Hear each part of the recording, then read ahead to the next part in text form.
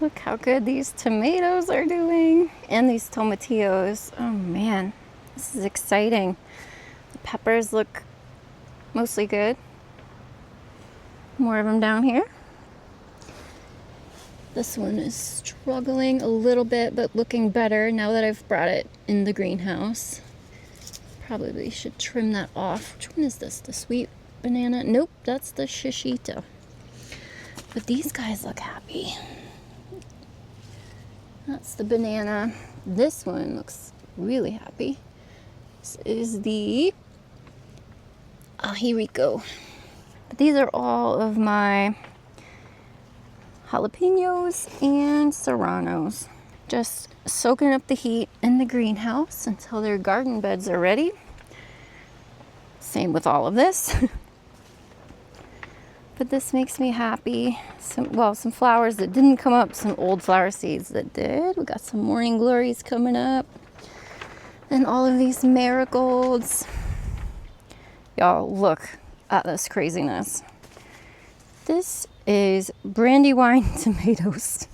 These seeds were from 2010-ish, and I just dumped all of them in here. And if I thought that tomato seeds that old would have that much tenacity, I would have not planted them all, but I am just shocked by this. So obviously I need to selectively prune and get some of these into their own little pots, but that's just crazy. Also, the other old seeds that came up were all of these squash. That is so cool. Some Burgess buttercup and Waltham butternut. There's so many. Those seeds were also like from 2010-ish, so that's just wild. But all those sweet peppers are looking good. Got some holy basil, waiting for the temperature to warm up outside. We had a little bit of heat damage here. That is my poor mint. That was the mojito mint that I bought. The verbena had a little damage on the top, but I just nipped them off, and it's doing totally fine. And then this verbena flower also took a hit, but I see some new growth. I should probably trim it back a bit, but it's popping out fresh greens. So I don't think that's totally dead either. So we're gonna let that continue to survive. And my apple mint is finally looking lovely. So that's greenhouse status. Memorial Day weekend, it got unexpectedly hot and sunny, and I had left the greenhouse closed because it was cold. It was cold like Friday, Saturday of that weekend, and then it ended up getting really hot and sunny on Monday and Tuesday when we were still out of town. So some of the plants got a little bit toasty. I am loving this food forest. It is looking, I mean, it's still looking pretty bare out here, but the layout is coming together. Things are growing. Things are also drowning though, because it's been raining and raining and raining and raining. It's really weird. It's been like incredibly hot for a couple of days, and then it goes back to being really cold, rainy, overcast. It's just been all over the map. It's supposed to be over 80 degrees the next 3 days, which is crazy. Today is actually like normal seasonal temperatures. It's sunny, but it's cool. Some of the plants are doing okay, some are not. Some are not loving this heavy forest soil, which I kind of suspected. It's like, it's way too dense for some things, but it's what we have for this year since we're trying to do all of this food forest and garden kind of on a dime. By that I mean I had $1,500 saved up for it, and I've used about $1,000. I don't want to keep dumping a bunch of money into it. You know, obviously the soil issue is kind of a big deal, but it's just something that's going to have to be improved over years. Overall, things are looking pretty good. What have I changed here since I've last seen you guys? It's been a while because we've been so busy, but I have got some things in the ground, like this bed. So I finally finished making this bed next to the house, kind of under the lilac. This is pretty shaded. This is the west side of the house, so it doesn't get sun over here on these red cabbages and some kale until, I don't know, 9:30 in the morning or so. So they still get full sun, but they're a little bit more shaded.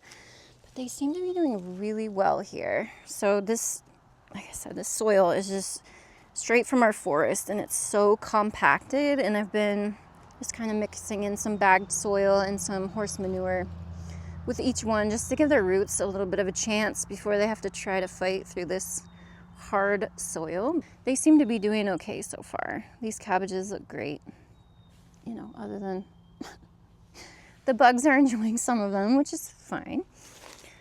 And then just some mesclun mix for salads, more kale. I planted giant spotted foxgloves along the back there, and then a little bit of red cosmos, but they were all really old seeds as well, and I've not seen any activity yet. I'm gonna give them some more time. And then this little sage, will it enjoy this growing conditions? I don't know. And over here in the corner, little arulas coming up. And then off of this bed, I was gonna continue the border bed all the way to meet up with that piece over there. But you know what? I've kind of changed my mind. In fact, down here, I've got some new food forest additions, which I am ecstatic about. Memorial Day weekend, Bob and I went to Maine and we spent a couple days hanging out with my family. And I finally got to show Bob my brother's food forest, which is amazing. Absolutely everything around you, from the ground up to all of the canopies, is edible food. And Bob was just amazed, and I loved it because I wanted him to see like the potential of just how much food you can pack into your lawn and how much food it can provide, even though just seeing it once. And in the spring, you don't get a grasp of all of the food, certainly. But it was just so cool. He was just in awe of just how much variety and how many things my brother has around his yard that is just all food and medicinal herbs, and just, it's so cool. He was so excited by it. And of course, every time I see it, it looks different and more filled in. It's just amazing. And I can't wait to get to that level. But in the meantime, you know, this is our food forest. This is very humble beginnings, you know, year one, springtime. Well, we're slowly fading into summer here. But my very gracious brother went to a plant sale to get some more things, and he got me a couple of gifts. And these are two of them. These are high bush blueberries. This one is a Draper and this one is a Sunrise, and they look wonderful already. They've already leafed out really nicely, and I'm just so excited for them. So I've kind of changed plans a little bit and decided to put them over here instead of over there with the rest of the blueberries. But I think I'm gonna move all of the high bush blueberries over to this perimeter border next year. I think, I don't know, it doesn't really matter. I'm just ecstatic about this just because the 3 high bush blueberry plants that I put in were all like from rootstock. So they're all this big this year, which they're looking okay, but these are obviously older and more established and will give us berries sooner and more blueberry variety, which is always a good thing with blueberries. But I just thought that was so nice of him. And he gave us some more gifts, which I'll show you in a minute.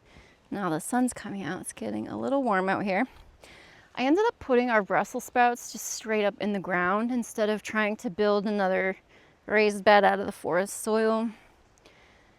I don't know, a little bit of an experiment to see what likes what, but the onions look pretty good, I guess. I don't know.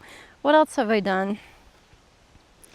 I also, next to the cauliflower, Brussels sprouts, I put in this other bed. This is all echinacea and bergamot. Not bergamot, bergamot. And I put that next to the calendula and, oh my gosh, chamomile bed. So this will basically be a big area for herbs and teas. These guys were struggling a little bit, but the chamomile specifically is looking so much better. It's definitely starting to take off. And we've got a calendula. Oh, there's okay, they're all kind of developing flowers now, so that's positive. And over here, we just got our squash and bean mounds, which are looking pretty good. That squash is looking a little rough, but for the most part, everyone's looking good. Definitely need to weed whack a little bit here, but cautiously, because holy moly, it's a good problem to have, but the milkweeds are taking over. It's kind of funny. I'm actually gonna stand back because this whole back corner of the garden looks, or food forest area looks kind of funny. Because as you can see, there's stakes everywhere. And granted, I mean, they're everywhere.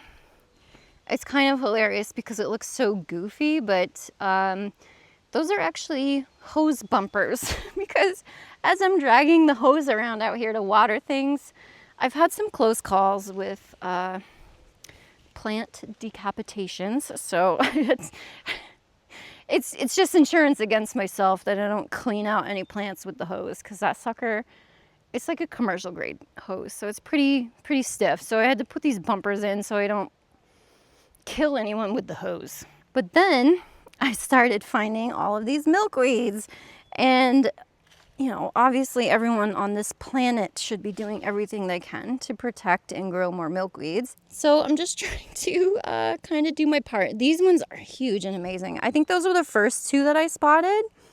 But then as I got kind of digging around in here and kind of hand selecting some weeds around the squash just to give them a little bit more sun, I started noticing a lot more milkweeds. And so that one I actually stepped on. It got a little crunchy, but it looks like it'll be fine. There's one there. There was, oh my gosh, I'm so afraid I'm going to step on them because I haven't staked them all. Oh, the raspberry's looking pretty good. But there are just so many. I've accidentally weeded a couple in here, which I don't feel great about, but I didn't mean to because they were just teeny tiny. So there's one there. There's one tiny one right there that I have not staked yet. Two more over here. There's one, there's one, there's one, there's one. So that, oh, and that one. They are just taking over. So clearly they really like that back corner of the food forest, but also along the two garden beds here. This is kind of hilarious. And I'm sure you can see these two, pretty obvious. They made it a point to grow over and around this garden bed. So there's two. There's another one popping out there. Another one popping up here. That one. And that one. And of course, that giant one blasting up through, and that one blasting up through the garden beds. It's just so cool. I'm so happy to see them. Like I said, we all need to be doing our part to preserve and protect the milkweeds for the monarchs. And I have some seeds going that will hopefully germinate one of these days so that I can plant more. It would be so nice if I could get like this lower bank along the food forest to just be all milkweeds. That would be so cool. But now that we're on the back corner, this was the asparagus bed. I actually ended up doing 3 rows of carrots in here since none of my asparagus roots came up. Crowns, excuse me, whatever you want to call them. It's really sandy back here. Well, this whole thing is sand, but right here, all of the topsoil was missing from on top of the sand. So this is all pretty sandy. So I mixed in more horse manure and potting soil and sowed a bunch of carrot seeds. We'll see what happens. My pink teeny lilac is looking super happy. It's almost entire. Almost didn't see that. Look at that beautiful thing.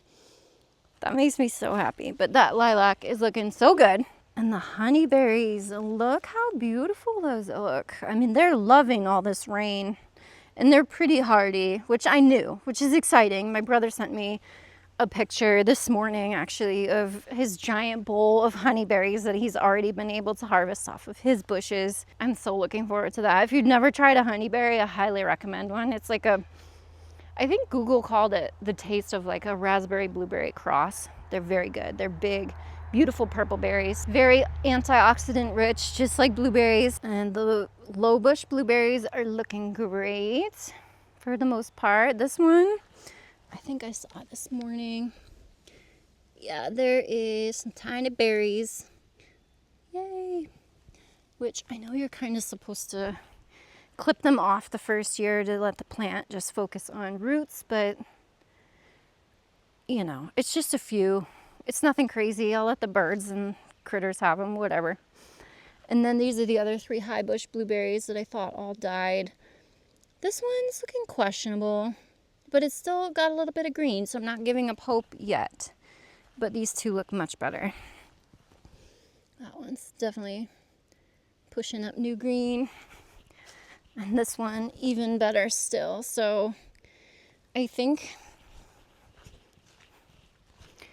thinking just because it gets so wet up there, that might be why. That one's struggling a bit more than these 2. Because, you know, these guys are more uphill as the slope goes. So they're getting a little bit better drainage. That I think maybe next year I might move these 3 high bush blueberries to the perimeter bed to join those 2 that my brother gave me over there. Just to have like the perimeter of that part of the food forest be high bush blueberries. I think that would be cool. Oh, I want to move the honeyberries too, I think, next year. I think I'm going to place them all 4 in a row, kind of where that, can't really see it, but kind of where the onion bed is now. And then back here on the slope, maybe do a couple cherry trees. What I'm thinking, like the long-term goal of this food forest area, which is the backyard or west side of the house, I want to transition it to just be mostly perennial, hands-off, kind of self-sustaining, and then leave the east side of the house where the raised bed garden is, almost all of the annuals, just kind of focus over there with, you know, annual herbs and flowers and things tucked in to the food forest as well. Now that we're back here at the strawberry beds, I'll show you the other gift that my brother gave me. That is this strawberry right here, this strawberry right here, this one right here, and he gave me 2 other crowns, but they didn't make it. But those will spread, and those are June bearing. He's not positive on the varieties. Between him and his girlfriend, they got 2, and they just kind of mixed them all together. But Sparkle was one of them, and I forget the other name. But he said they'll be the most delicious strawberries I've ever tasted, so hopefully that's the case. And then these strawberry beds, where the original rootstocks that I bought, just all of them died. I just decided to turn them into brassica beds for this year. And then next year, as the strawberries put off runners, I can transplant them over here. But for now, we've got cabbages and cauliflowers in here. Look at this baby nasturtium. So cute. Oregano, thyme, kale, and cauliflower, and another baby nasturtium, and some more marigolds coming up in there. Yeah, these forest soil beds are just not doing so great. I think it's just way too compact. The radishes are doing okay in this soil. That's great, but you know, the echinacea, I don't think it's loving it. It's doing okay, but I don't know as though that's really thriving. I haven't grown echinacea before, so I'm not entirely sure. And the lettuces seem to be doing all right.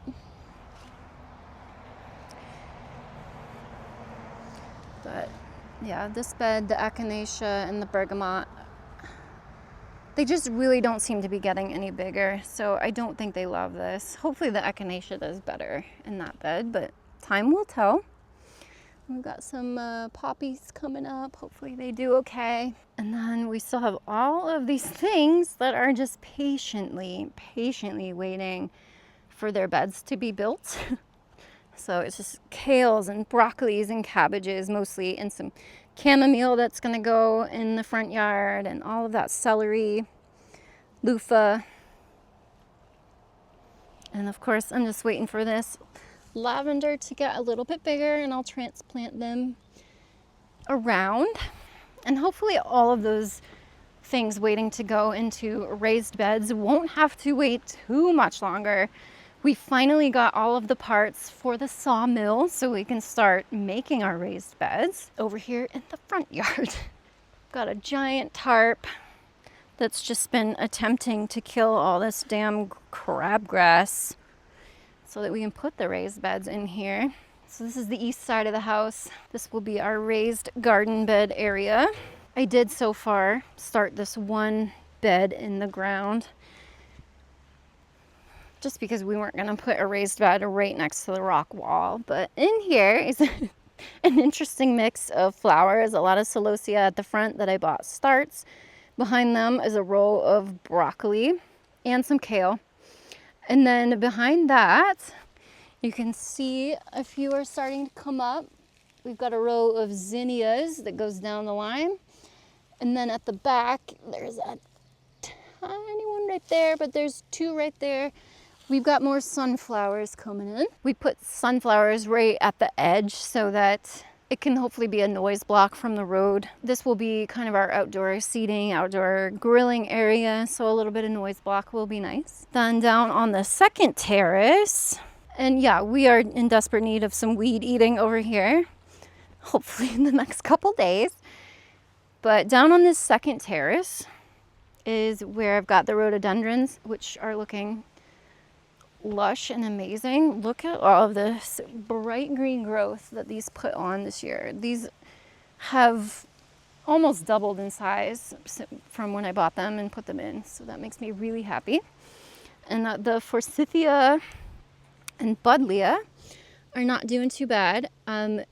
Desperate need of weed eating, like I said, because it's starting to cast a little bit of shade, but the forsythia is looking great. And the buddleia is looking okay. I thought it was dead, but at least it has foliage, so yay. So we just really need to weed eat around things. But then once we get this all flattened, I'm gonna put a bunch of those old squashes on this terrace and just let them take over, because we have no plan for this lower terrace this year other than to desperately try and keep it clipped down. So the squash should help with that.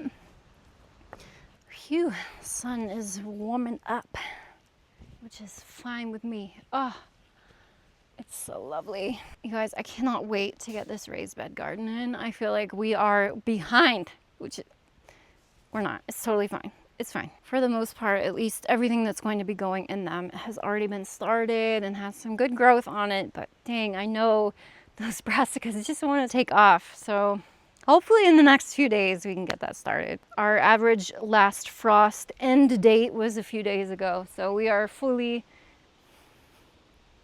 frost safe. We should be. Like I said, it's going to be over 80 degrees the next 3 days, so things are probably going to be like, whoa, that's too much. It's probably going to shoot everything to seed again. So lovely here. I love being here. I'm living my best life. Like I spend so much time in the garden. It's the first place I want to come, and each morning when I wake up and my feet hit the floor, I just want to come out here and just stand in the garden and look at plants and touch them and just, oh my gosh, I am so happy. This is my version of a dream life that I worked so damn hard for, and that I was preparing for and was fully preparing to do on my own. And then the universe stepped in and said, hang on, you don't have to do it alone. Here's this amazing person, Bob, obviously, and like, here's this blank canvas of a property and someone that's like fully on board and ready to give you complete control and freedom to do whatever with this space. And like every day it's just crazy to me. Like if you want something bad enough and you work hard enough for long enough for whatever dream is in your heart, it might not come to you exactly how you thought it would, but man, if you ask, the universe will deliver. I fully believe that. And this is just, oh my gosh, for me, pure joy and happiness is a garden and nature and life outside of a cubicle, really. I'm not hating on cubicles if that's your jam. I'm just saying it's not my jam. And this, I've never been happier. On my videos for the last few months, like, not everyone agrees with my decisions, and some people very wholeheartedly disagree, and that's fine. Like, I'm sorry, but I'm not living my life for your dream. I'm living my life for my dream, and I encourage you to do the same. It doesn't mean I've given up on my principles of living a low-cost life and living on a budget. Obviously, that's the only way I got to this point where I'm okay financially getting by with just a little bit of work. I didn't just suddenly abandon all of my money goals and money principles and budgeting. No. It's all still happening. It's just habit. I've been doing it for so many years. It's just habit, and I'm mindful of it. I just don't want to talk about it all the time. And I'm just honestly soaking up every minute of every day just because I've been wishing for this life so hard for so long, and it's here, and I'm so happy. So happy.